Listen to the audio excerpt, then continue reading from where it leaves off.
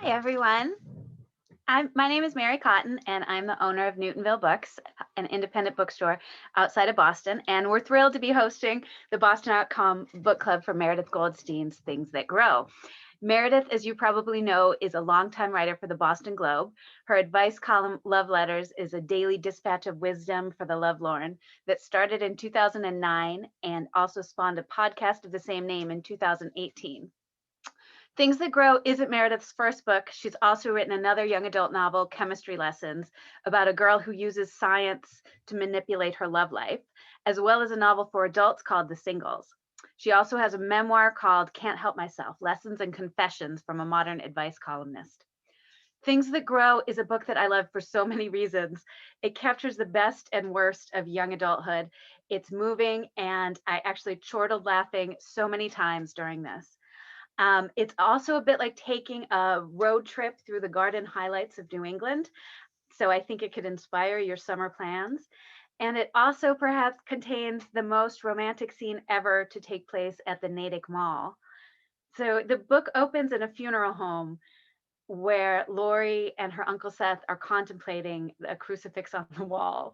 And I think that's just it's a lovely opening to this very moving and wonderful book. So thank you, Meredith, for writing this and for getting to talk to me about it. I'm so excited to be here, and by here I mean like at home. But I'm so excited to see the store that Right. has been focused on the shelves. And for those who haven't been to Newtonville Books, it's we're so lucky to live in a region with so many great independent bookstores. But Newtonville is just a book lover's dream. To even to the point where even the register itself sits on books. Yeah, There's I thought about doing it in front of the register, but I couldn't make that work. it's just an incredible field trip, even if you don't live nearby in normal times. So I'm so happy that this event will support the store. Well, good. Well, thank you so much. So one of my very first question about this book, which is very um, centered around things that grow, especially in New England. And so, in the book, do you want to talk about this? How we end up going to these gardens? Do you want to like? Sure. So, as you mentioned, the first scene in the book has a bunch of people in a funeral home, and I should say a bunch of Jewish people in a funeral home who don't know what they're doing, because this was very much inspired by my own experience after my mom died. She had left a surprise in her will that said that she wanted to be cremated and placed near things that grow. So my late mother actually unknowingly titled this book, but it was a beautiful thing to write. And in that moment, I thought I knew my mom so well, it was tough to be surprised by her. And I was Yeah, surprised. And we went to this very Irish Catholic funeral home in West Roxbury, because Jewish people don't traditionally cremate. It's just not yeah. a thing that you're supposed to do. And we were baffled by the whole process from start to finish. And of course, we were very immature. And even though we were so devastated, we were also giggling. And Mm. we were asked by the man running the business there, how many boxes of ashes do you Oh, want? God. And my sister said, the most, which is one way to think about it. The most is the best, right? And Yeah. the most in that situation was four in real Okay. life. And we decided to take my mom to beautiful gardens. Yeah. I will start by saying that you're not just allowed to put the remains of people anywhere. So you do have to follow some rules. But Yes. I kept thinking, what a great premise for a book to talk about a young adult's perspective of this process. And what if I focused on gardens and beautiful places in New England where I live? Because I'm not originally from here, and I've lived here now forever, but forever is 20 years, and I'm still getting to know beautiful gardens in Massachusetts and open spaces. So I started with whatever, an author's favorite friend, Google, and was like, what are the most gorgeous places Yeah. outdoors in New England? One of which is almost in my backyard, which is the Arboretum. Yeah. And I knew I wanted a scene there. And then the rest, I just sort of started visiting. Gosh, I think I've been to like every beautiful outdoor space in this part of the state Yeah. to choose what I wanted to write about. Some Yeah. that didn't even make it in there, but I still love them. Right. I was gonna ask. I'm sure you must have like a list of ones that didn't quite make the Well, cut. so Tower Hill is in Boylston, Mass, I think, Okay. and I still have this guilt that Tower Hill is not in the book, because the people at Tower Hill were incredible, taking me around, talking to me about, I would say, well, what would happen if you caught a family putting their Right. loved one's remains there? What would you? And they all told me personal stories, and I highly recommend visiting Tower Hill. It did not make the book, but that doesn't mean it's not worthy. It's just, I only had so many sites. I think you should have like a list of, like not B-list gardens, but like gardens that you also recommend. Well, I also had written a whole scene. Well, what if they went to a like a greenhouse? Like I think about the Wellesley greenhouses, right? But Yeah. then there's something. Would you put the remains of ever? It just there Right. are so many cool places. Yeah. Not all of them were appropriate, but Mhm. I think what Elm Bank. Like I really have. Oh, right. Yeah, Elm Bank. But I was thinking about why you didn't do Elm Bank. And I was like, you know what? It's probably too easy to do it there. Like there's no conflict, maybe. There's no, yeah, and also like it's just so funny because a person with my level of allergies, like there's a reason why there are no flowers behind me and it's just all green plants. Like for a person who has always sort of avoided the outdoors and a lot of these growing things, I was really everywhere. But I'm sure you can listen. I don't play favorites with the gardens in this book, but I do have a favorite, which is the Mount. I was gonna say, is it the Mount? I mean, You, I when I arrived at the Mount, which for those who don't know is Edith Wharton's former home in Lenox, it's more just because I didn't really know enough about it. And when I got there, it was so gorgeous that I thought it looked like the beginning of a Disney movie. Like things were glistening. Um, so it's just a gorgeous spot. And if you're interested in books and the history of books, yeah. it's like Disneyland for that too. It's funny because you can totally tell as when you're reading that you have like a special place for it in your heart, and so I think that's great. I also one of the gardens that you mentioned that they go to too is a private garden that is down in Back Bay, and that just sounded so exciting and interesting, and that was maybe on a garden club like private tour that they get to. So tell me about that. Are these really gardens that exist? And Well, so one of the most frequent questions I get from people who read the book are all the gardens real? And yeah, everyone but that. okay. However, there, a lot of people know there's like Beacon Hill garden tours and home tours, and Yeah. the garden is very much based on a home and garden I have seen. I will not reveal whose it is, Okay. but the whole property itself is based on, it's this sort of old New England brownstone with a gorgeous property in back. Mhm. The real estate I would love to have, but will never afford. I wanted to write that. So Yeah. Tapestry Garden, which I named it, is not quite real, but it's real. It just that Okay. particular version. Well, that's good so that people don't go there, and because it becomes this very like harrowing scene where or like it's sort of like one of the emotional climaxes of the book that takes place there. So I'm glad it's not like a public place that everyone's going to go rush to now. Um, and also, so the scene at the Arboretum, it's the very first scene where Lori and her uncle and her mother and her mother's husband. It's the very first scene of the gardening of the spreading ashes.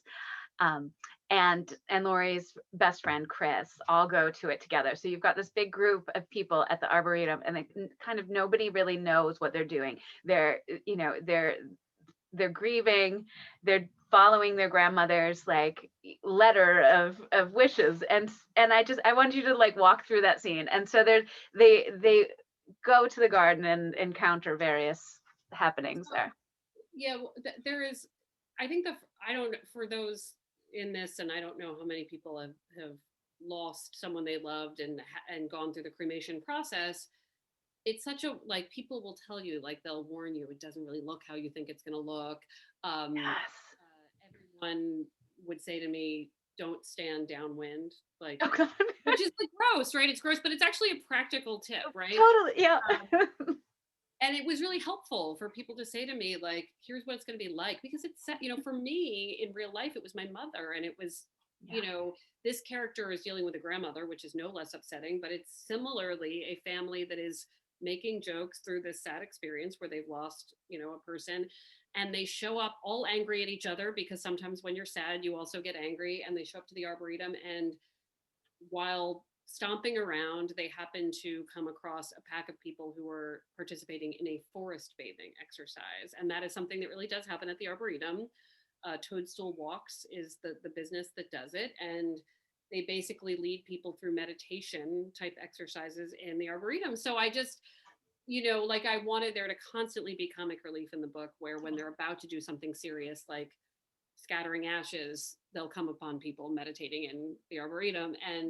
Um, and they sort of, they eventually do what they came to do, and they read Dorothy Parker, the grandmother character's favorite writer, and they kind of create their own ritual, and it becomes easier, I think, every time they do it.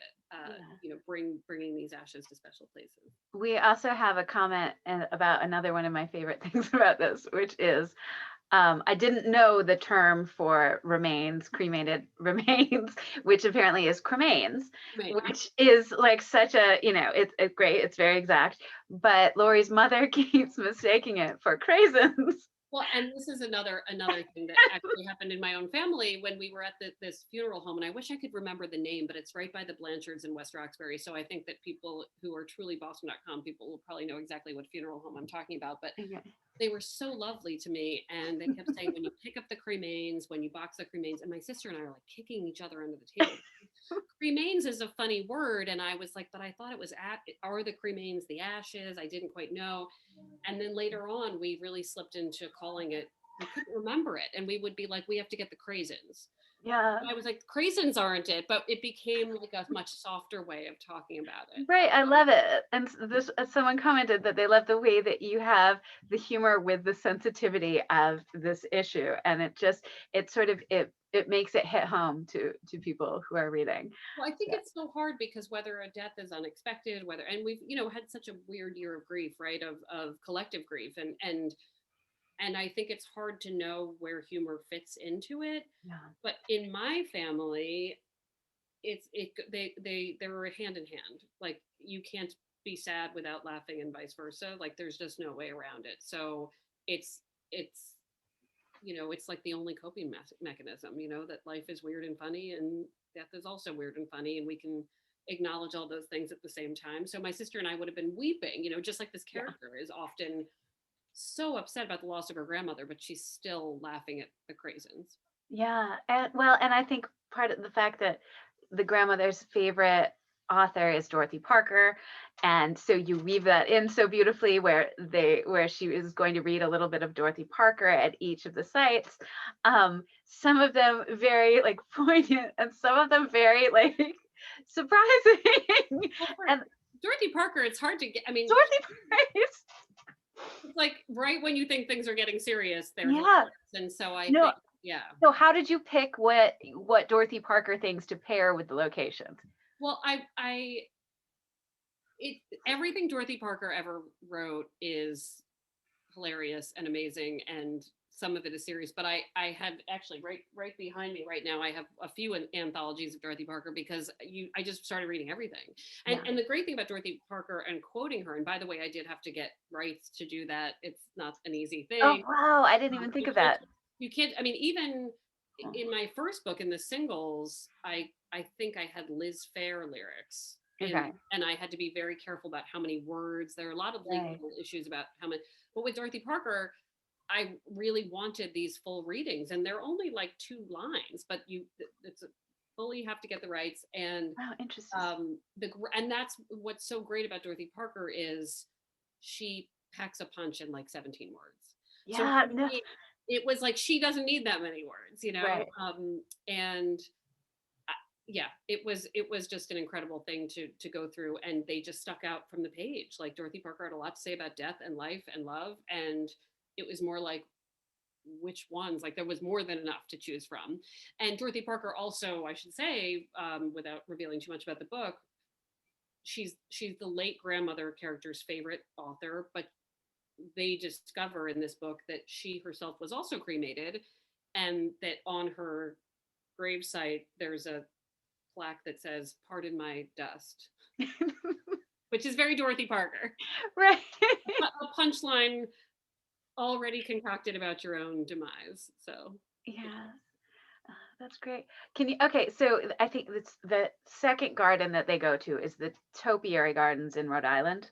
Yes. And so tell me, and so they walk, if I have never been to these Topiary Gardens, so I have to make, a journey, but it sounds like it's quite an experience when you go there. They sort of walk in, they're still grieving, and there's a large amount of giant animal topiaries, and they're like, how do we do this? Well, I think I don't know if people who are here tonight have been to green animals in Rhode Island, but I love topiary gardens. I think I'm an Alice in Wonderland. I mean, I like to be able to go to a garden and feel like I am in another world or might have access to another world. To do research, I went to two. I went to one in Maryland, where I'm originally from, a very eccentric topiary garden in Maryland called Ladue. If you are interested in that kind of thing, you should look it up. But Green Animals, Brighton Estates, is so much fun, and it's a great thing to do with kids. I mean, in this book, this young adult book that is also really for adults, they have these adult conversations about bringing a loved one's ashes to a place where there's also a giant teddy bear made out of like a Right. it's a totally like why the grandmother has left a list of places she'd like to be scattered, and they can't figure out why this place that has animals everywhere made out of, it looks very Edward Scissorhands. The estate itself is beautiful, but I have to say that going there, I'm like, oh, this is, if you are thinking about your outdoor activities for 2021, like, I highly recommend Green Animals, because it first of all, kids love looking at a gigantic teddy bear made out of, Yeah, because that's incredible. but also it's got a cool history, like that was I think the journalist in me really likes how, all of these big gardens are often the former homes of very rich people. Right. So like, Nice. and then were eventually like donated into like the public domain in some way. So like, who is the rich eccentric family that needed the teddy bear on their lawn? Right? How does that work? And at what point did it become that? So I get into some of that in the book about like who used to own this house and what does this mean? And now most of these properties are properties we can visit. So, but there's such a weird New England history to all of them. So do these properties, I know the Mount has a gift shop because they buy Edith Wharton's ghost stories for Lori. But can your book be in these gift shops? Do we need to write is it going to be already, or do I have to send them a letter? Because it's so the Mount has been lovely, and for them, the kind of books that are written about the Mount are often books about their biographies of Edith Wharton. Obviously, they sell wonderful Edith Wharton books, and they sell books from that era as well. Again, this summer, make a trip, visit the Mount. It's even if you don't like Edith Wharton, even if you suffered through Ethan Frome, you will be like, it's a cool house. Like, it's just a cool property. It's a good overnight if you're coming from Boston. But they have a great gift shop, and they were just excited because they were a character in the book. So they've actually sold it through bookshop.org. Oh, good. I sent a bunch of books to Green Animals, the Topiary Garden. They fact checked with me. I mean, again, as a knowing that my day job is in journalism, and I like things to be as accurate as possible, even when it's fiction. Sure. All of these entities and gardens sort of helped out in the end. Even the forest bathing organization, Toadstool Walks, like they helped me to, I would say, does it sound right to you? I would say, and everybody's been so great. The only, I think the Arboretum said to me, please tell people not to just bring ashes to the Arboretum. Right. You need they're like, are you recommending this? And I'm like, no, I'm not recommending it. And they're like, because you need a permit. So I was like, okay, that's good to know. But even they were very supportive about, but I wanted it to be as geographically accurate as it could be. I will tell you that I have definitely created a street in Natick that does not exist. But when you're writing fiction, it's like you get to put on another hat and just say, I make this street. It now exists near the Natick Mall. A street like it, I'm sure, does exist. But it sounded I've been around that mall many times, and I felt like that street was real. So yeah. So good job, you did it.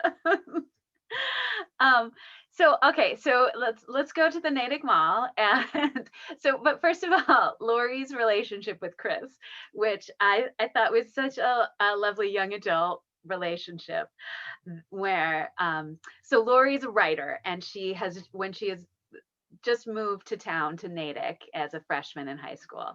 She comes across Chris, who is drawing in the library, and that's sort of, where misfits or people who have things to do go during lunch.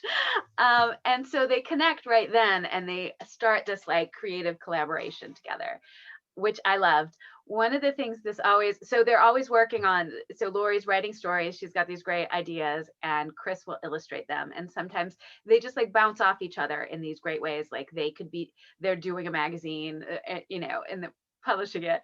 And so one of the things you talk about in the book is that like you describe the stories.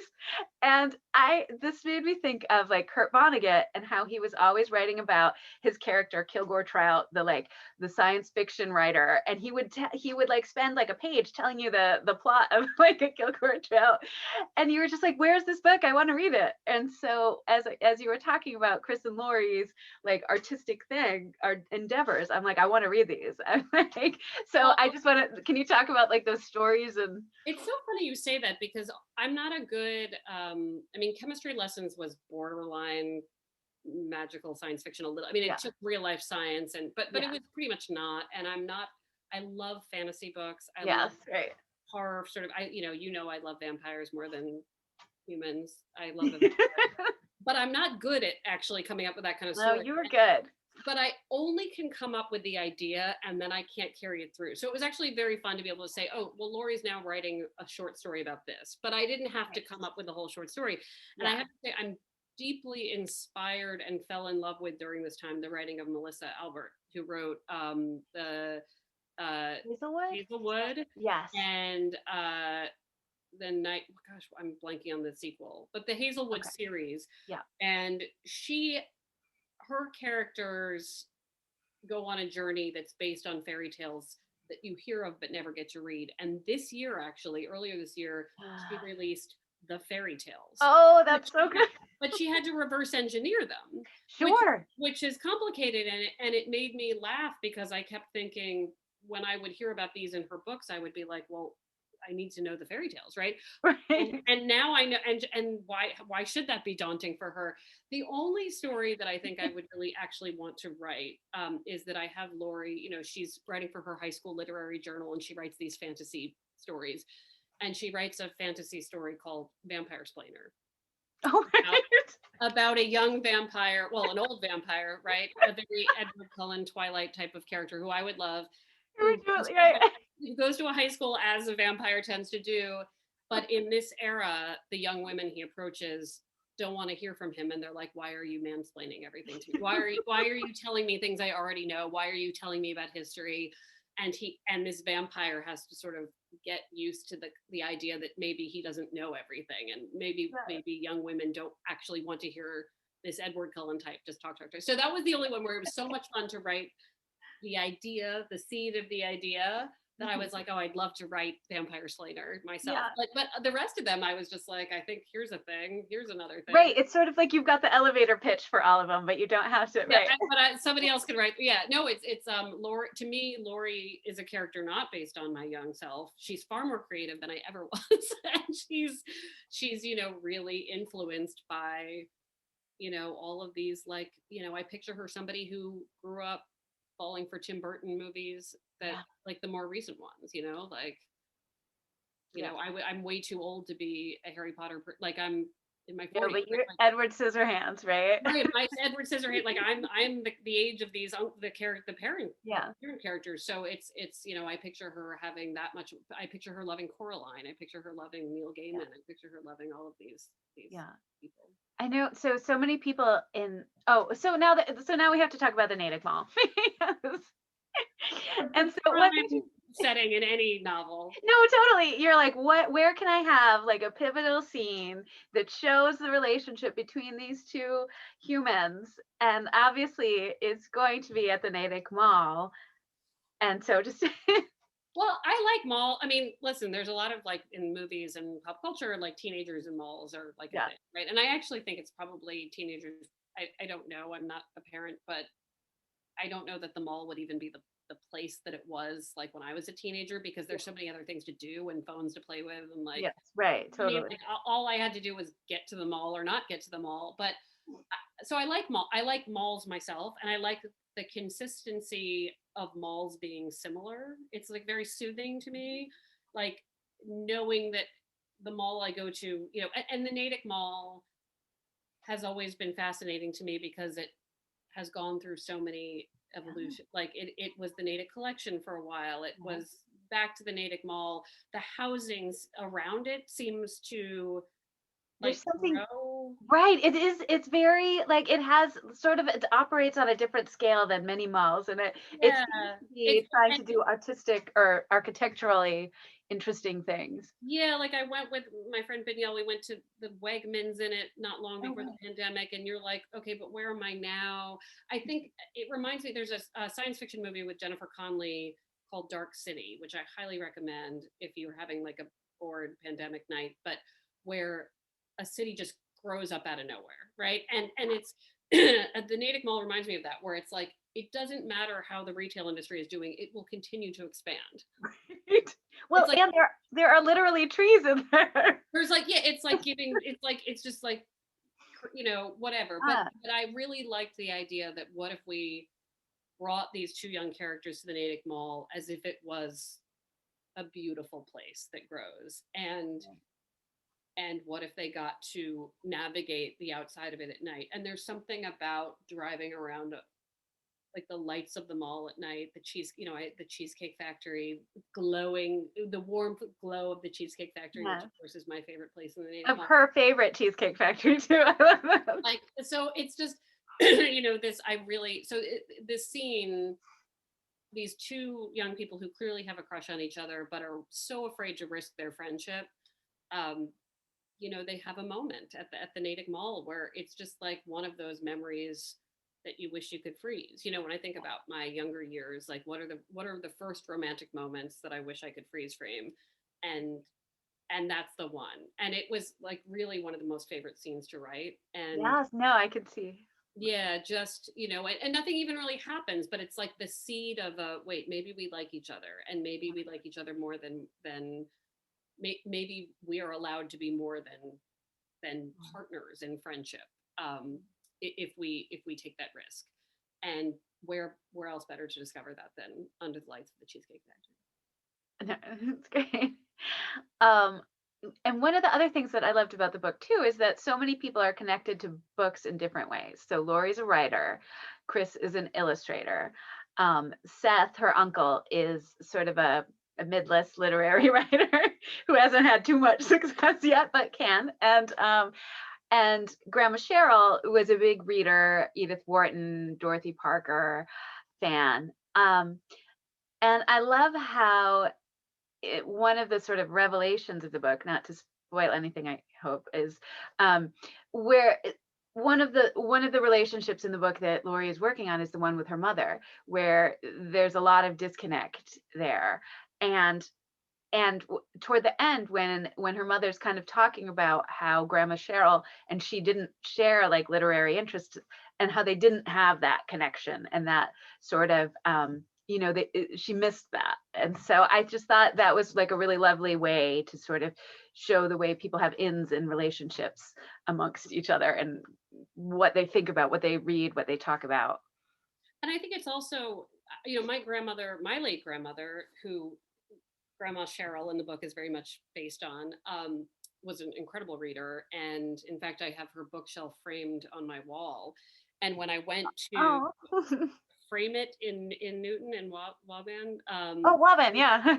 to Yeah. get, I gave them a slide of her that it's just a small shot we had taken of her bookshelf after she died, and the man looked at it and he said, "This bookshelf is a syllabus."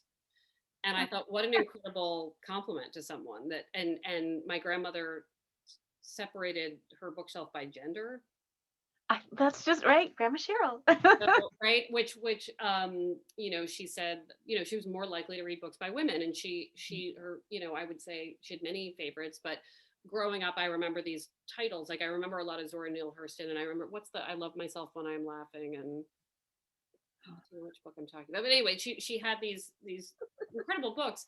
But when I started reading and I realized I also liked like Twilight, right? Whatever I liked, I'd be like, what about this? And she was like, Yeah. different kinds of, she was like, no, but she made it clear to me that I should never feel bad about what I want to read. And I think we're now in a culture, and Mary, you can speak to this much more, where we acknowledge that like kids who love to read graphic novels, they're just Oh, as yeah. important. And Yeah, so it's like, I totally. also liked that everybody's coming into literature and writing and reading from different places, but it's all just as important. That if you don't like Ethan Frome and you don't want to read Edith Wharton at the Mount, Edith Wharton also wrote ghost stories and like Right. cool design books, and no one talks about that. Like, right? No one talks about the fact that like some of the stuff she writes would seem trivial maybe by today's standard. I don't know. So, um, but I think it is really important that no one ever gets shamed for what they like. My grandmother, I remember her, like she would hand me like a bag of VC Andrews books that she and I was definitely too young for these, but I loved it and I appreciated it. And it was this great connection we could have. And so while I still read other things, of course, but like part of me always thinks of those like really fat mass market paperbacks that are just such page turners. I mean, I'm And looking at my copy of Flowers in the Attic and laughing right I now. know, right? I mean, this is the gateway, right, Well, into yes. yeah. So Absolutely. Whatever floats your boat and gets you reading, and especially right graphic novels these days too. My son reads a ton of graphic novels. He reads other things too, and I think sometimes especially parents get worried. They're like, are graphic novels not what he should be reading? Should he be reading Ethan Frome? right, right. Fine. And so you can see too that you were such a Stephen King fan because of all the mentions of Pet Cemetery. I like Stephen King. I love Pet Cemetery. Yeah. I do, and I do love The Stand, but this is not. That's a book you read once and then you're like, What is it about Pet Cemetery that you keep going back to? I I can't read scary books, so I haven't. it's a weird thing to say, but Pet Cemetery resonates with me. I liked the idea of it. Also, by the way, I'm allergic to everything, so I never had pets. So it was the idea. It was safe Yeah. for me. Like that was not going to happen to me.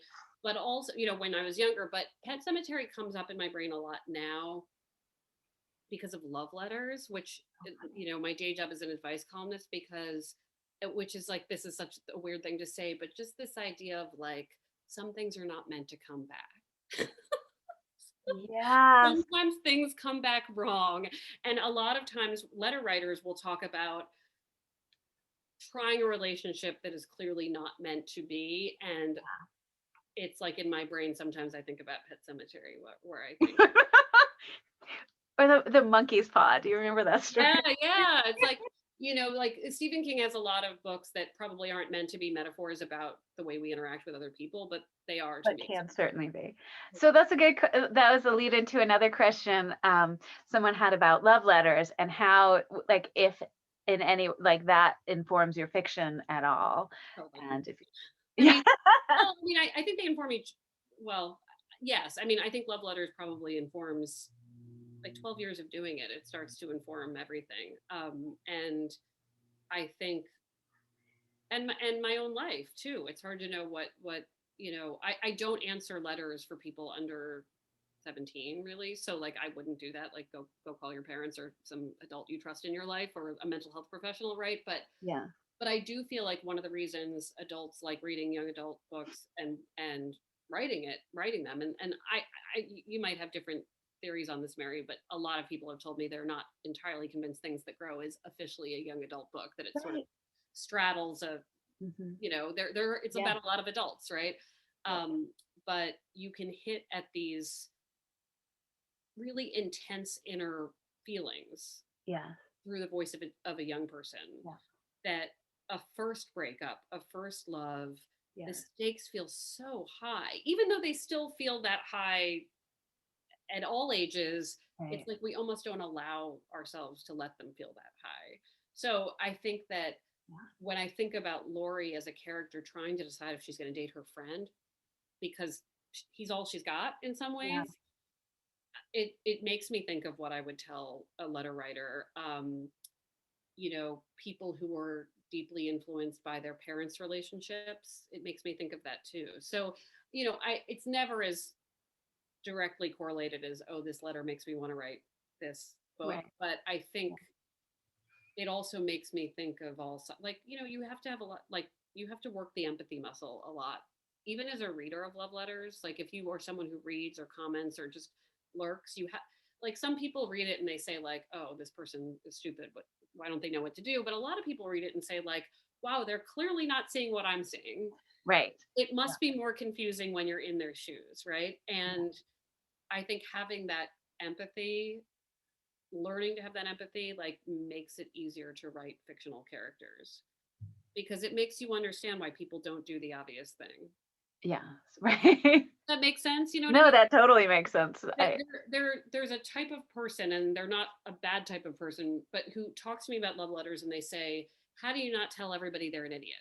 Right. And I'll be like, because they're not, because they're Right. not, because Right. love is really hard, and Right. like, and being vulnerable is hard. So I think it's just, I mean, sometimes they are being that, but a lot of times they're not. Right. Well, but it's like seeing it from the other side is obviously much, much different. And so I think maybe that's why people love letters so much, because you get to see it from the other side, and Yeah. you get to look at other people's stories and judge Feel better. them.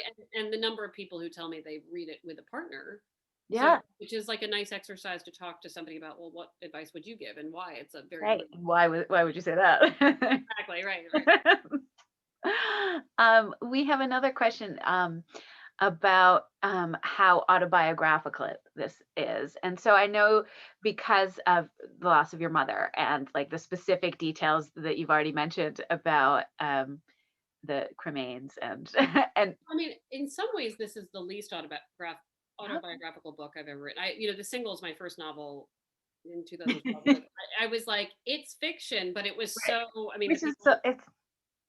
It's barely fiction, and it is based on a real wedding, and it.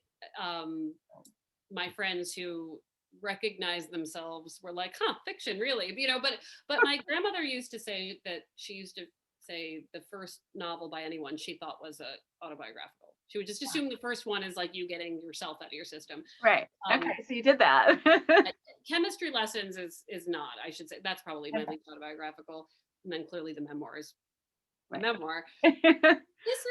These are moments, right? And I think this was a book where I felt like there were pieces of me, certainly the experience I had losing my mother, who my grandmother was as a reader. I think the uncle character, who is my favorite character, is very much a mix of me, my sister, and my Globe uh, BFF, and Mark Shanahan. Yeah. Like, there, these sort of characters start blending people in my life, including myself. I have named some people after high school people I went to. Yes, that's so fun. Who? And, well, there's a You tell character. her no. Well, I will. And I've been getting a lot of fun high school texts, because there's a character in the book, like the hot guy from Wait, high like school. Josh? What's his name? So Jake. Jake Gunther, Jake. Yeah. who, whose name I think I should just say it because he'd be totally flattered. But I went to high school with a guy named Jake Grether, and everyone loved him, and he's now my Facebook friend. But a beautiful, beautiful person who was beautiful the whole time, and a voice, the deepest voice, just, but could not have been any nicer. Like, so nice. Yeah. Popular guy, good looking, and was nice to everyone from my memory. And I, like, literally changed a vowel and made a character named Jake Gunther, who everybody, like, had a You crush on. deserve to be in a book. He deserved to be in the book. And I love those sort of Easter eggs for the people who were Yeah. adolescents with me at that point. So, Jake Rether, wherever you are, a tribute to you. That's great. Like, so things live on. Let me see. So what are you working on next? Well, uh, actually, a lot of Globe stuff. The podcast for Love Letters is taking a lot of time in my basement in a really great way. So that's been good. I'm in the early stages of working on something, I will say, with a friend who is another local Boston author, Ooh, and we are dabbling in the world of young adult. okay. And together, she is also a young adult author. I mean, you could guess in a one full second, but I will also say you should, if you want to check out another local author. Oh my gosh. Yeah, I love Sarah. You got to keep it local, right? Exactly. Oh, fun. But I'm finding that, a lot of the best young adult books and books in general, I feel like, are these fun collaborations between two voices you really like. And I love, just because my Globe work, I think I love working with people, whether it's an editor or writer. So I'm thinking about that kind of thing, but there will be more to come. So. And so what have you been reading during this pandemic? Have you what's Oh, your reading like? I mean, you got to read romance novels during the hardest time. Good. Tell me some. I had already been on a Regency romance kick, so by the time Bridgerton came out, I was like, oh, I know everything about. But for those people who did find some solace from Bridgerton, I highly recommend Tessa Dare's entire collection, and Sarah McLean, and I think you have Sarah McLean in there. Yes, we do. I'm like, I can see the romance section right there. I'm like, okay, good, we've got that. Your shelves. I'm looking around at all these things. Gosh, I've read. It's been actually a lot of people have told me they had a tough time reading, and I really have not. But I've found that I'm revisiting old favorites. Yeah. But there is another one. Oh, I love that. Short stories. Laura Vandenberg, Another local, right? Local connections. Yeah. But I also find that short stories are good for my brain right now. It's like kind of what I can handle and process. And I feel like this is an amazing time for short stories. Like this is the best time for short stories when you have so much and you get like a full meal, but it's like a small meal. So instead of like a novel. In that romance thing, the Tessa Dare series, the Spindle Cove series, the characters do the same thing every day. Basically, every Monday they do the same thing. Every Tuesday they do. Okay. And I found that it's especially at the start of the pandemic, it was very like, it felt like that here, right? Like right. On Tuesdays we take a walk. On Wednesdays we wash our masks. So I found it very self-soothing. So yeah. Well, that's great. Well, that brings me to another thing that we were talking about before, is that one of the things I too, like, especially at the beginning of the pandemic, found a hard time focusing on things and being able to read a book, through again. And so I started listening to a lot of audiobooks. And I think I've told you that I listened to your book on an audiobook, and the audiobook, your reader is incredible. She does this great job with your book. And it made me realize that there's this whole world of audiobooks, of readers. I've found like a few other voice actors who's I'll be like, okay, what's he doing next? What's Dion Graham doing now? I'm going to see and maybe I don't know that book, but like, I know he does this amazing job bringing the story to me. And your book too, I got to listen to while I was literally gardening. And so I've got I'm a bad audiobook listener. And by the way, if you do books that way, Libro.fm is the independent way to do that. So you can support indie bookstores by going to Libro.fm. But I think it's such a talent, and I know that because I read my own memoir and it was hard. Oh, right. I should go listen to that. And I have never listened to it, but it was the weirdest experience because I was like, I do a podcast. I can talk, I can read my own book. And they, the way you speed up in ways you shouldn't when you're reading something difficult. And I always tell the story about when I'm reading about my mother and I sort of started to cry and I said, oh, I'm sorry. And they said, no, we like emotion. So then I let myself cry and they were like, no, pull it back. That's too much. So it's like this very, I have a great appreciation for voice actors, what they can do. And, Tessa, who reads this book, it's hard to be a grown up and get the spirit of a cynical teenager who also has a lot of heart. And she managed that really beautifully. Well, and she has very adult things going on because most of the relationships, besides the relationship with Chris, most of the relationships that we're reading about are relationships with adults. And so it's like her mother, her grandmother, her uncle, and like these are very, and so that's why marketing is such a funny thing. If they hadn't marketed it as a young adult, I'd be like, well, it's a novel. It's a novel. I mean, and there are a lot of young adult books that I think are very much for 13, 14-year-olds. And then there are a lot that could be anybody or that are great for 35-year-old people and beyond and whatever. So it's Melissa Albert's book too, like being great for anybody who likes weird scary stories. So I think that it's why it's so important that we get to talk to booksellers like you who can say, here's what you'll really like. Here, don't let the genre freak Right. you out, and Right. don't. Yes. Don't. Yeah, It's true. And that's why I can't wait to have people back in the store, and like I can't wait for the pandemic to be over. I can't wait to spend way too much money in I your. know. That'll be good. One day we'll get there. So. Can I turn the tables around and ask you one question? Oh yeah, sure. Is there a book you've turned to a lot during this? So, okay, so yes, not necessarily specific, but one of the reasons, not just because I love you, but one of the reasons I wanted to get to host this book club with you is because I have really started to spend more time outside and in my garden, and so have other people too. We've been seeing a lot of people ordering not just gardening books, but books like Braiding Sweetgrass and Mhm. The Hidden Life of Trees, and just when our options are our options for interaction with people are limited, it seems like people found this way to, what else can I interact with? And I can interact with like the natural world around me. And so I have been reading like um, a lot more naturey books than I ever thought I would, just because it's such an amazing outlet right now. And um, not just for gardening, but and so even when I go out, sometimes I just like to spend a couple hours outside, and I'm like, okay, I'm going outside to do my forest bathing, and, and like it just, it helps. So if you can get outside, I definitely recommend it.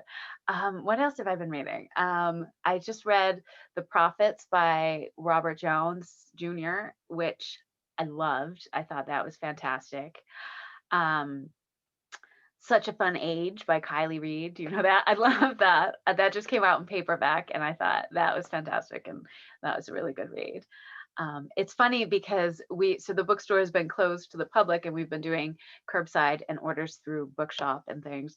And so I don't have like, normally when you come into the bookstore, there's the front table is like full of stacks of books. And it's the best feeling because you can see everything, or not everything, but you can see this like smorgasbord of book choices laid out for you. And I really look forward to that again.